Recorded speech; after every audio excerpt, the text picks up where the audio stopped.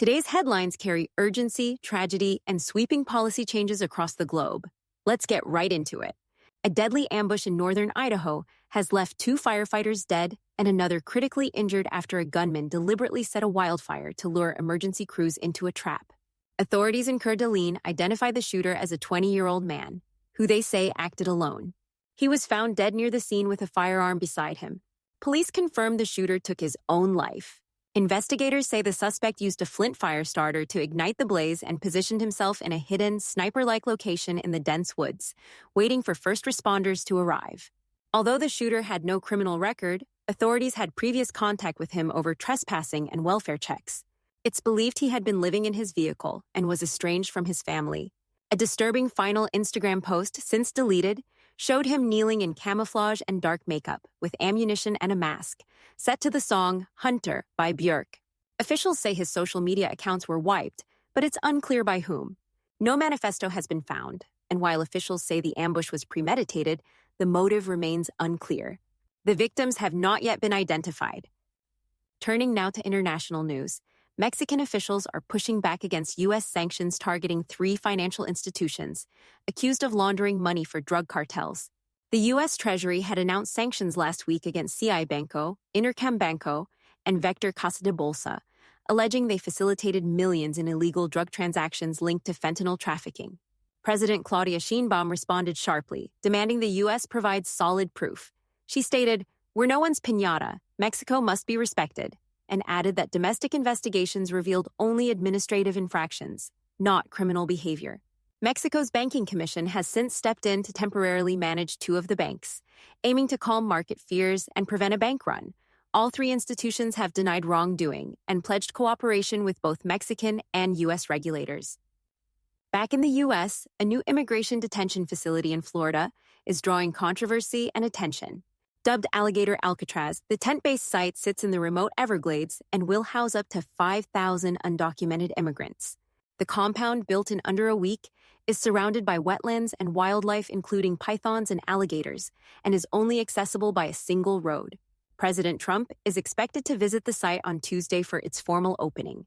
Florida Governor Ron DeSantis highlighted the security benefits of the facility's harsh environment, saying anyone who escapes will have to deal with the Everglades' natural predators. DHS Secretary Kristi Noem praised the move as a cost-effective alternative to private contractors, calling the facility a way to detain the worst of the worst. But environmentalists have filed a lawsuit, arguing the site threatens a fragile ecosystem. Critics have also condemned the facility's name and conditions, with Florida Republicans already selling branded merchandise referencing Alligator Alcatraz. In the Middle East, mass funerals were held in Tehran for top Iranian commanders and nuclear scientists killed during the 12-day war with Israel. Revolutionary Guard Chief General Hossein Salami and Missile Program Director General Amir Ali Hajizadeh were among the 60 dead, honored during ceremonies attended by over 1 million mourners, according to state media. Attendees chanted anti-Israel and anti-American slogans as caskets moved through the city. Senior officials, including a general wounded in the initial Israeli strike, recalled narrowly surviving the attacks. Israel claims it targeted 8 nuclear sites and killed over 40 high-ranking individuals. Iran responded with more than 550 missile strikes, killing 28 people in Israel. Amid tensions, Iran's parliament has suspended cooperation with international nuclear inspectors, even as President Trump floated the possibility of renewed talks. Iran's foreign minister responded that negotiations would require a change in tone and respect for the country's leadership. Meanwhile, the head of the UN's nuclear watchdog has warned that Iran could resume enriching uranium to weapons-grade levels within months. Despite recent U.S. and Israeli airstrikes on key nuclear sites, the facilities were not rendered inoperable. The International Atomic Energy Agency confirmed localized radiation leaks, but no widespread fallout. The agency also stated that Iran still possesses enough enriched uranium for multiple nuclear weapons.